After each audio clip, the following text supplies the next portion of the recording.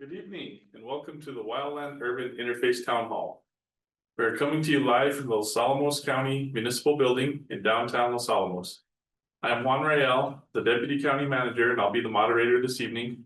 I am joined by our Fire Marshal, Colorado Cordova, and our Chief Building Official, David Martinez. This evening we will be discussing the important topic of the Wildland-Urban Interface, or WUI for short. The purpose of tonight's town hall is to inform the public about our proposed ordinance and then be available to you for any questions that you might have. Throughout the presentation, if you have comments or questions, please type them in the Q&A at the bottom of the Zoom meeting. We do this so we can keep a record of the questions being posed here tonight. And with that, we'll go ahead and get started.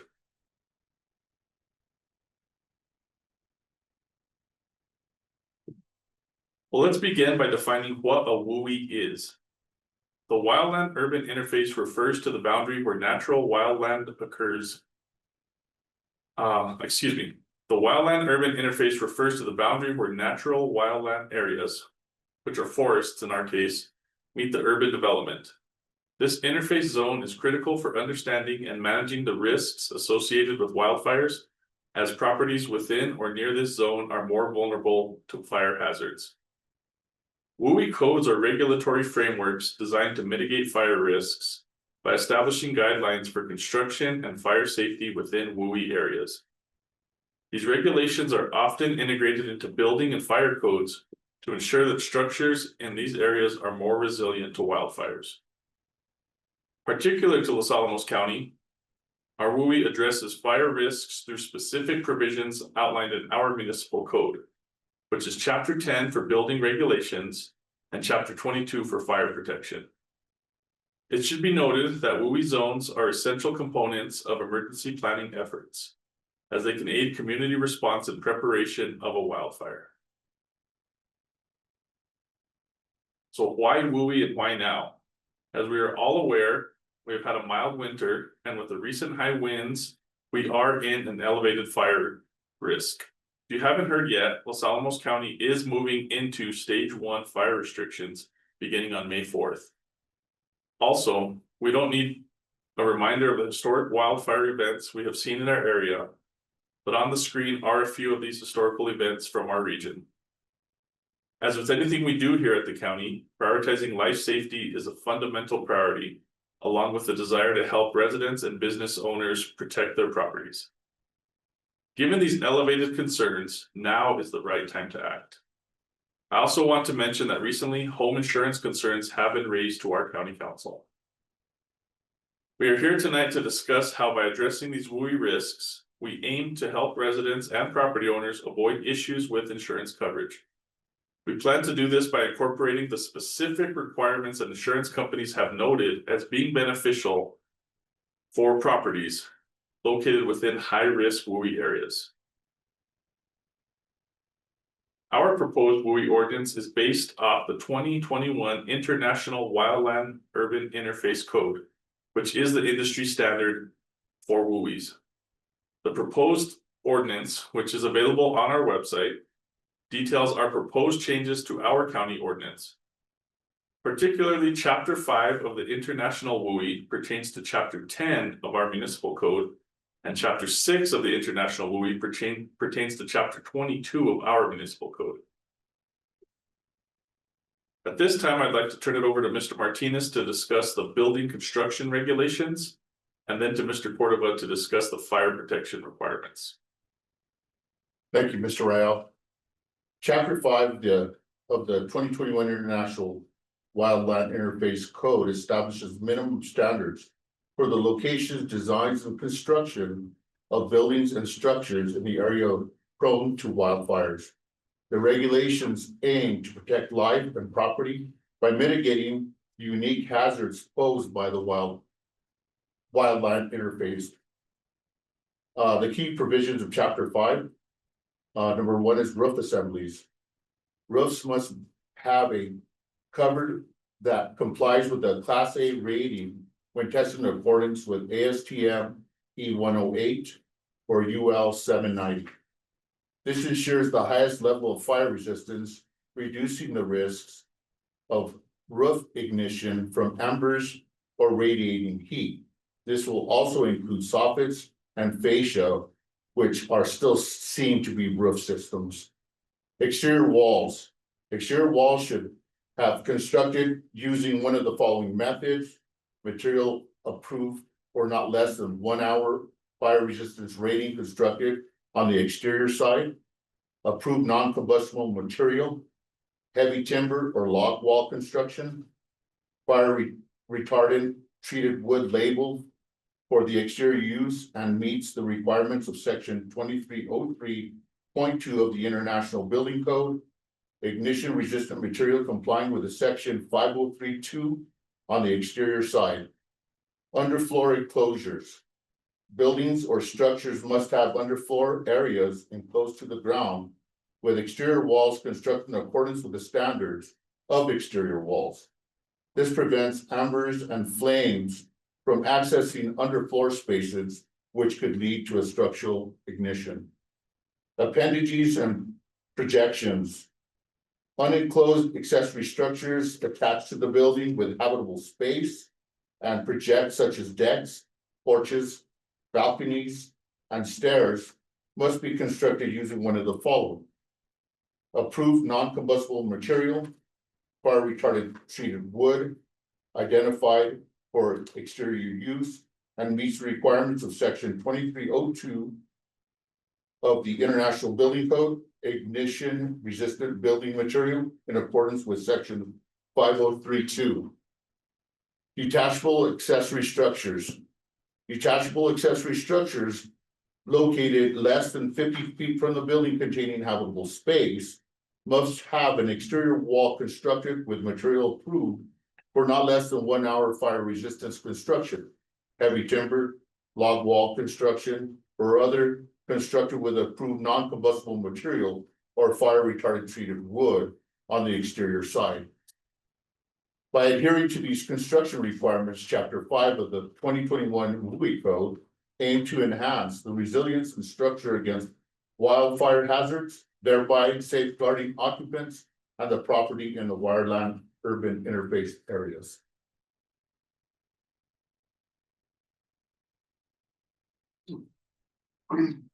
Chapter 6 of the WUI Code.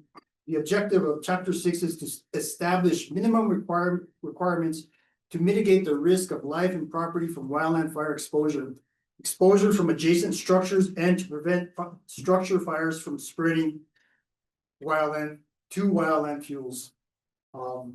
There's a couple things we'd like to talk about. With the adoption of the WUI Code, we are excluding the addition of automatic sprinkler systems to residential units. It reads as follows.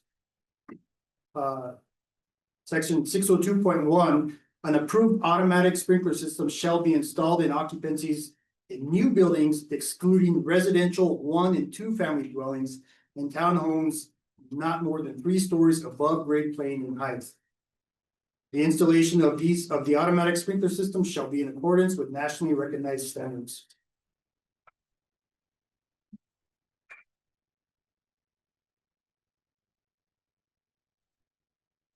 Fuel modification, so responsible parties, persons owning, leasing, controlling, operating, or maintaining buildings or structures requiring defensible space are responsible for modifying or removing non-fire resistant vegetation on the property owned, leased, or controlled by said person. Trees are allowed within the defensible space, provided that the horizontal distance between crowns of adjacent trees and crowns of tree structures overhead, electrical facilities, or unmodified fuel is not less than 10 feet. Ground cover. Dead wood and litter shall be regularly removed from trees where ornamental vegetative fuels or cultivated ground cover, such as green grass, succulents, or similar plants are used as ground cover. They are allowed to be within the designated defensible space, provided they do not form a means of transmitting fire from native growth to any structure. Persons owning, leasing, controlling, operating, or maintaining buildings or structures are responsible for maintaining defensible spaces.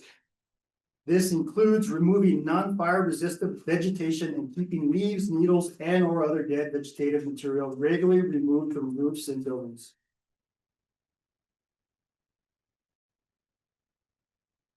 The intent of the adoption of this code is to reduce the risk to life and provide for property conservation. We're trying to reduce that threat to the residents, visitors, and the first responders through mitigation of our environment and the hardening of our structures. As the threat becomes more severe, it's essential that building and fire codes evolve and keep pace with the to provide greater protection. Thank you. So earlier this month, on April 8th, this WUI ordinance was introduced to the county council. Tonight, we are holding the educational town hall. And next Tuesday at the May 6th county council meeting, there will be a public hearing and council vote on its adoption. If approved, there will be a 30-day appeal period, which takes place before it can be officially adopted. As Fire Marshal Cordova mentioned, our intention is that we are not looking at this WUI ordinance to be a reason for citations. Rather, we are aiming to be proactive about this from a fire and life safety standpoint. And with that, we have concluded our presentation and will now take questions. As a reminder, you can submit questions and comments in the Q&A at the bottom of the Zoom meeting. So let me look, we do have questions. So does this mean properties not meeting defensible zones will be required to remove these materials? How will this be informed? As we mentioned earlier, this is more an educational tool. We're not going out there looking to cite people, but yes, people will be required to maintain their defensible space. You're doing a couple things. You're protecting yourself and you're protecting your neighbors. All right, next question. So this was a previously submitted question. What will the county do to further mitigate fire danger? Example, more fire breaks in the canyons would be a good start. Fire Marshal, could you please expand on that? Sure. Okay. Since 2019, the LAFD Wildland Division has mitigated over 170 acres of county-owned property that is directly adjacent to private residents. Additionally, LAML has done significant fuel reduction projects alongside roadway easements for Indian Canyon, its fire and site areas on LAML property and currently Los Alamos Canyon. Both Los Alamos County and LAML fuel reduction projects followed environmental impact studies to capture full impact of any mitigation work that is being performed. Currently, we have some fuel mitigation projects in the works right now. We're working with Los Alamos Fire Department is working with county parks and open space to begin wildland fire fuel reduction. Some of the areas that are being addressed is North Road and Ridgeway. We've got 7 acres there that have been identified and will be looked at. San Ildefonso Road and El Gancho, we've got 3 acres there that are going to be mitigated. Barranca Crossing, we've got 2 acres. Cañada de Buey Trail, 17 acres that'll be mitigated, and Pueblo Canyon is 25 acres that'll be mitigated. We're also offering through our Wildland Division free home assessments. So if anybody feels a need or wants to take advantage of that, you can reach out to the fire department and we will send somebody out there and provide you a home assessment and let you know where you stand based on this book. That'll also give you an opportunity to interact with us and see how we can further improve your defensible space. Thank you, Fire Marshal. I know that I recently read an article where you guys performed that for a member of our county council, and I think there's well-received feedback. I'd also like to add, in addition to all the projects that you mentioned, our Los Alamos County Environmental Services is offering additional brush collection. And that's going to continue on through the beginning part of, I believe May 9th is when that continues through. So what that is if you're familiar with the brown bins that we do have all summer long, we are adding the brown bin on a weekly rotation. Usually it's 1 week blue bin for recycle and 1 week brown bin. But in this early season cleanup effort, we have been able to respond to be able to offer that service weekly. So if you haven't taken advantage of it, please take advantage of that between now and May 9th. I'm gonna go back to the Q&A now for the next question. I heard Los Alamos Canyon is very difficult for fire mitigation. Fire Marshal, could you expand on that, please? That's true, and likewise, if it's difficult to mitigate fire, it's more difficult to fight fire in there, so. It's imperative we get in there when, at our own, when we can do it. I'm sorry. It is difficult, but we're working on it. We have ground teams out there and we'll be able to get it done. The better we get ahead of it.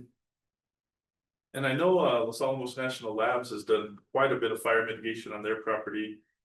Through the DOE, you see a lot of the clearing that has been happening through there, specifically on the back road, going into the back gate.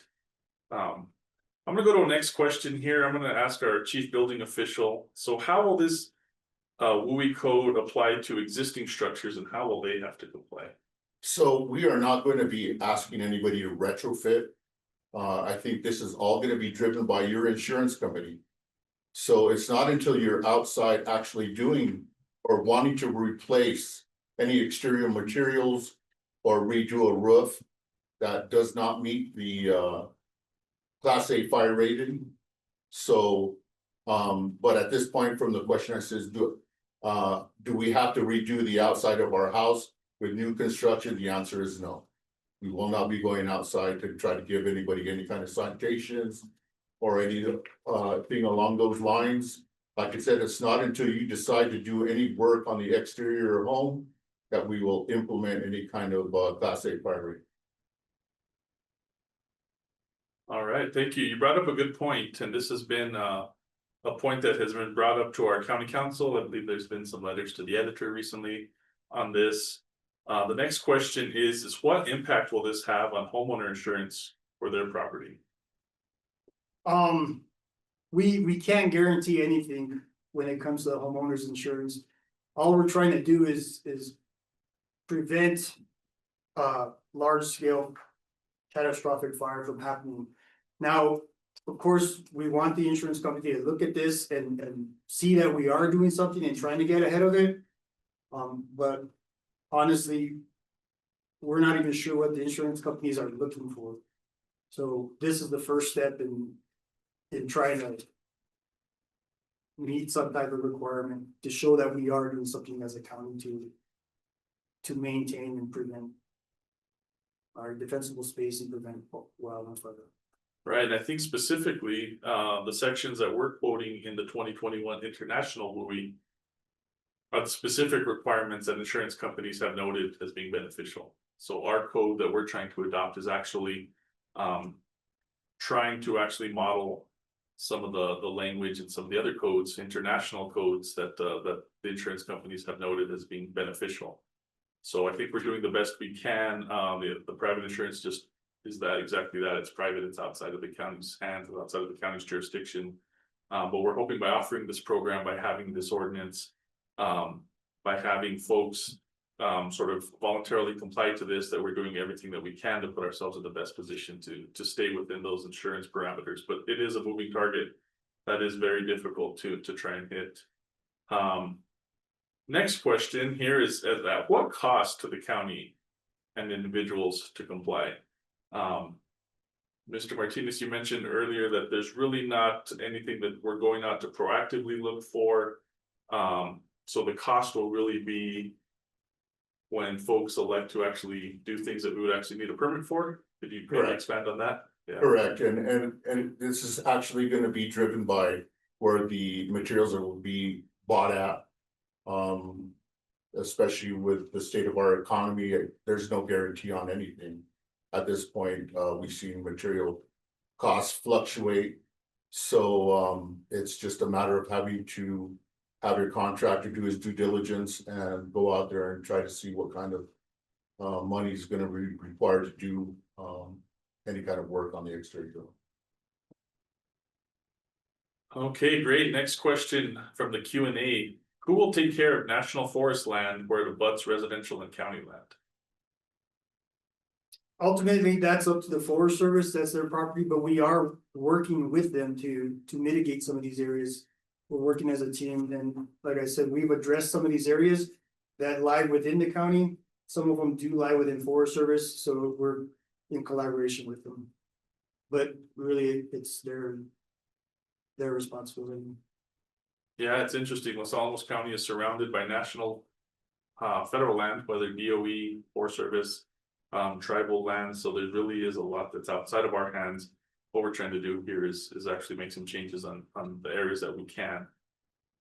Next question. If we adopt this WUI, will insurance companies make us redo our properties / outside of our houses? I think the answer to that would probably be no, they can't make us. However, I think by adopting the WUI as the ordinance and adhering to the principles that are actually within the WUI, we're putting ourselves, our homeowners, our property business owners in the best possible position to be insured and not drop from the insurance coverage. So to answer the question, the insurance companies can't make us redo this. However, if we do this through the voluntary program, we are putting ourselves in the best position to actually succeed with keeping or obtaining home insurance.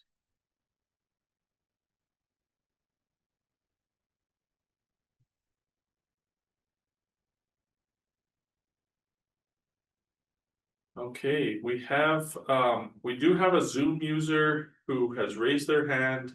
However, due to the audio functions of this town hall and the way that we're broadcasting it and recording it, we're unable to take live comments. So Zoom user is the username. If you're able to please put your comments in the Q&A, we'll be able to answer that for you.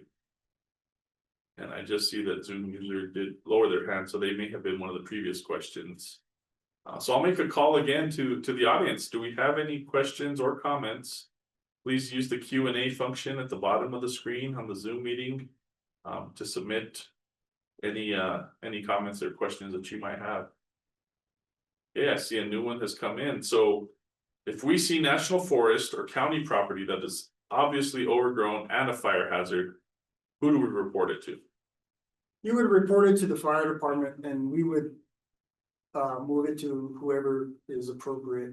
We have our wildland division that can address that. We have our contacts with the forest. So it would be addressed to us. Great.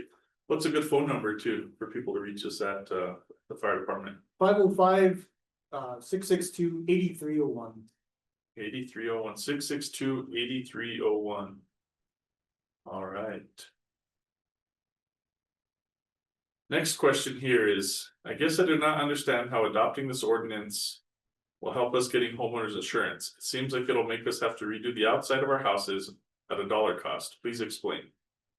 So I'll take a stab at it and I'll ask our panel here to help join in. So help us getting homeowners insurance. That's tough because it's not helping us get homeowners insurance. What we're trying to do is put homeowners in the best possible position to not get dropped from their coverage.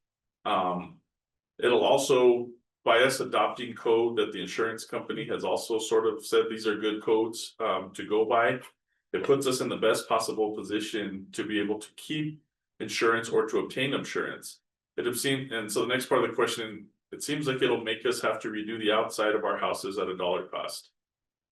You'll only have to redo the outside of your houses if you're making a major structural change. If something that you would have to come in for a building permit for anyways, then the code, if adopted, would then these parameters would then have to be taken into account.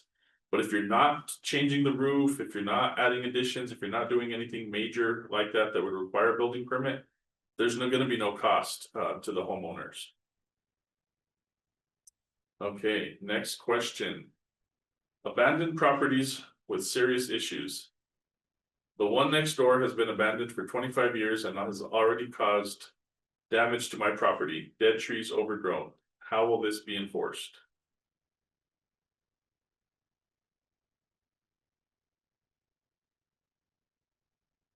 So how can we enforce, WUI that's adjacent property that might not be, property that's somebody that we could go knock on the door and have that conversation with?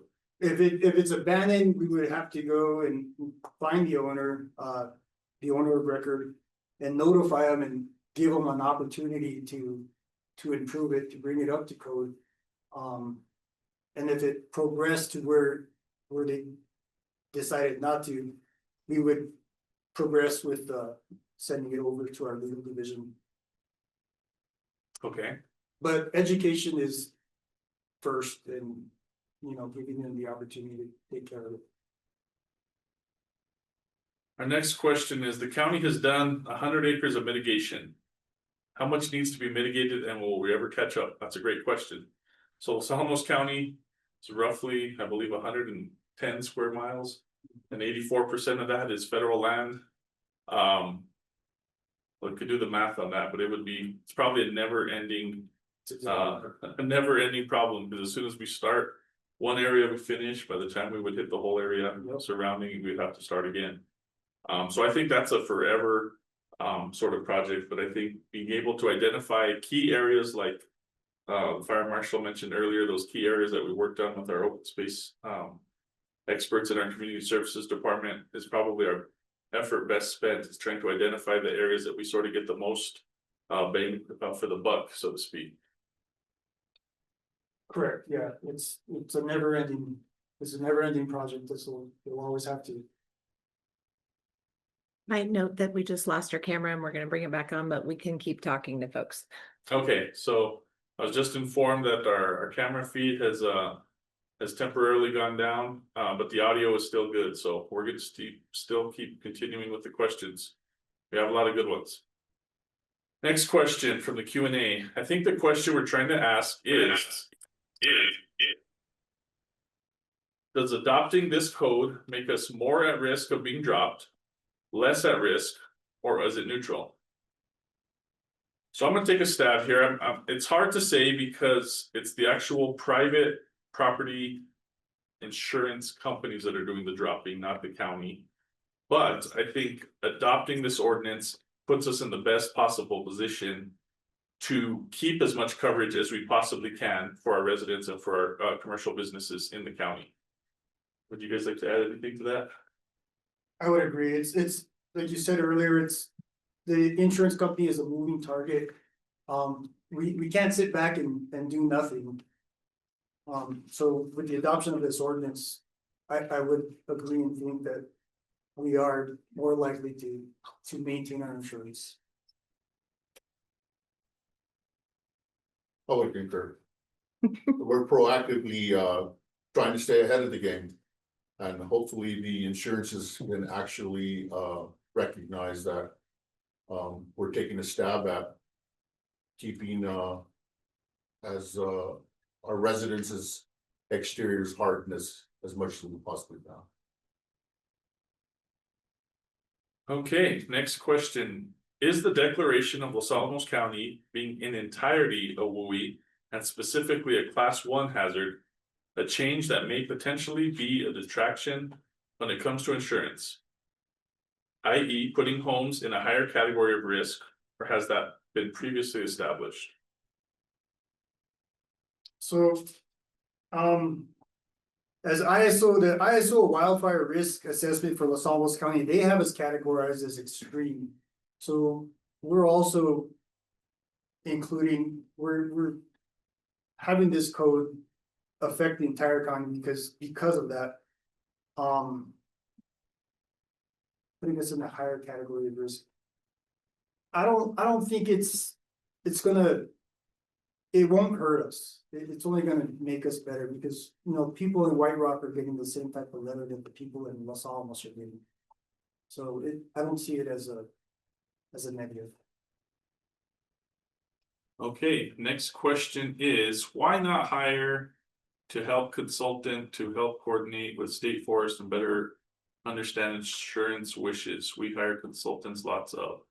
Okay, so I think this question is asking, why don't we hire a consultant to coordinate with state forest and better understand the insurance wishes? I would say not consultants, however, our fire department, specifically our fire marshal, probably has the best relationship. Conduit with the Forest Service. I mean, would you like to expand on sort of some of the discussions you have or the routine meetings that you might have with the Forest Service? Yeah, we're constantly in meetings with them, more specifically the Wildland Division. But again, it goes back to our mitigation of our proposed areas. Like our current projects that we do have going on, so that's what we have now, but it's always increasing, it's always changing. We won't stop, it's just gonna continue. And that sort of leads us into the next question. So what is the goal for mitigation and should we spend more? The goal for mitigation, I think, is probably something hard to quantify because I think we can't give a specific X number of acres or X number of trees. I think it kind of depends on areas. But I do think that our goal for mitigation would be to try to identify the highest risk areas and address those each year. And those can come in from a lot of different places. I know our wildland division of our Los Alamos Fire Department weighs in with our open space folks. So there is a lot of coordination that sort of happens. Can you sort of walk us through what that coordination process looks like? What I would suggest is, take advantage of the free home assessment program we're offering. And that question is addressed in there. So when we do go out, we go out with our checklist and we look at your area and we address the areas of concern. Again, that's a free program that we offer. You call us and schedule it. That's where we get into it. And should you spend more, spend more as far as, are you referring to hardening your structure or mitigating your property? The answer is whatever it takes to get it done is what it's really gonna come down to. Yeah, I would also add that, we're a resource, but I also encourage everyone to reach out to the Forest Service. We're surrounded by Santa Fe National Forest. Reaching out to them directly with concerns about specific areas. I think that'll help get areas identified on their radar. They definitely have specific type of resources that look at fuel management and things like that. I'm sure they have annual programs. So the more they hear from residents in Los Alamos County, I think the more that we might be able to sort of get on those program lists. Okay, next question. I'm gonna ask our chief building official here. What will we be doing to educate local contractors? And do we have a list of approved contractors? So we do have a list of approved contractors. And right now, as it sits, the past 7 years that I've been here at the county, we've always had an extreme or always been an extreme WUI area. So the hardening of everything on the exterior has not changed. All our local contractors abide by this at all times. That is class 2 fire rated exterior finishes and class A fire rated roofs and class B down in White Rock. The only thing that is now going to change is everything on the exterior is going to be a class A, and your roof assembly will be class A in Los Alamos as well as White Rock. If we have any other contractors that come outside the area, of course, they can always come in, pick one of our checklists, and we'll explain everything that has to be done when it comes to approval. I'd like to add too, you guys do hold periodic lunch and learns with contractors. You guys do hold programs where you educate them on changes either to our building codes, to international building codes, Los Alamos specific things. This could definitely be a topic for the next time that you hold those coordination meetings with the local contractors. Definitely. Yeah, great. Okay, next question from the Q&A. It has been reported that density of trees in our area is much higher than 100 years ago, perhaps 8 times higher. Perhaps a county-wide assessment is warranted. That's a good comment. I really appreciate that comment because that really is, I think, a key piece. Some of the things that just come to mind though initially on that is tree, how the density of trees pertains to other sort of priorities within the community. For example, open space, tree protection, tree mitigation, tree hazards like that. So that's a great sort of conversation, I think, to have. Because that sort of does look at a couple different areas within our communities, specifically the open space, which is a highly prized area of our community. And anytime that we're looking at tree removal, it's always sort of an issue that we sort of do have to look at from that point of view. Recently, it's probably been a couple of years, but we do have a tree mitigation policy, which means for every tree that does have to come down for whatever reason, project wise, whatever, I'll use Urban Trail as a recent example. The trees that did have to come down in that area near the tennis courts off of Canyon Road, there is due to the tree mitigation policy, there is a specific ratio of trees depending on the size of the tree that has to come down. Is it 2 trees that have to get planted elsewhere, 3 trees, things like that. So I think a little bit looking at ways from tree removal and also tree mitigation and also new tree planting is all coordinated. All right, and I'm not seeing any other questions in the Q&A. Okay. Another one has just come in. The fire ladder effect of canyons is a serious issue. Most of the canyon property is canyon owned. Can I reduce this on county land adjacent to my property?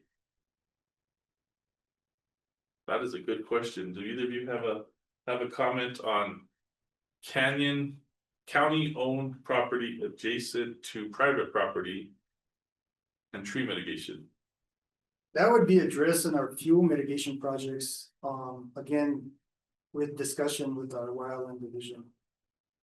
That's I think that's a really great question. I think we're gonna have to do a little bit of digging on our part to really get a really good answer to that, because that's a good question.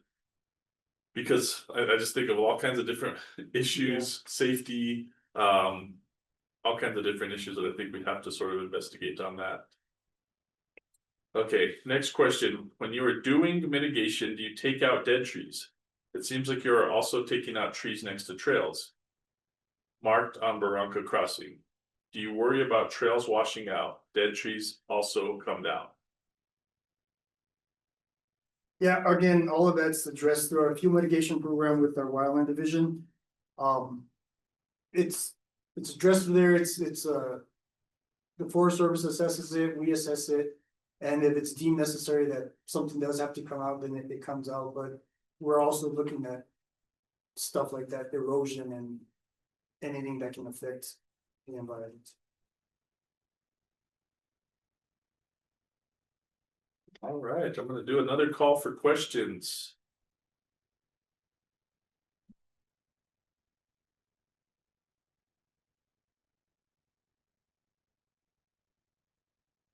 Second call for questions.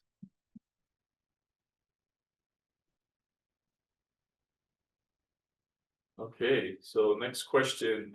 Thank you for doing this tonight. It is a very important topic. I suspect we need a broader discussion. I would agree. Yes, thank you. With that, okay, next question. It would be nice if we would have a contact person to ask about dead/dying trees on county properties. That is, I am putting that on the list also of follow-up questions. We're gonna pull up, I'm gonna ask our audio team here to pull up a slide that's gonna show us a QR code that has a couple of pieces of information on that.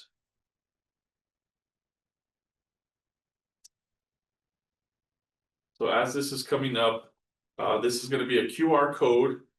If you want to actually refer to this presentation at a later time, if you want to be able to submit questions or read the ordinance. So to submit questions or additional feedback, if something comes to you later tonight or tomorrow, use the QR code on the left.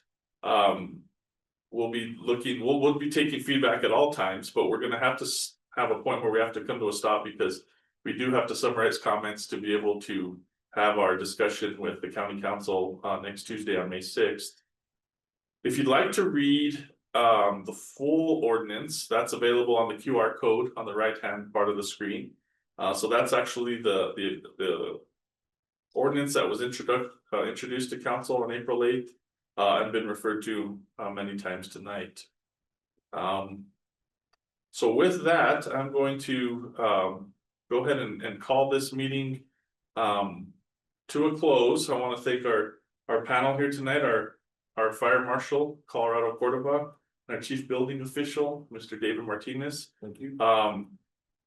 Questions, we're still taking questions. We have some follow-up questions. We'll be posting a link to not only this video tonight, but also some answers to these questions on our an external webpage, the Los Alamos County webpage. And with that, I'm Juan Rael signing off. Good night. Thank you.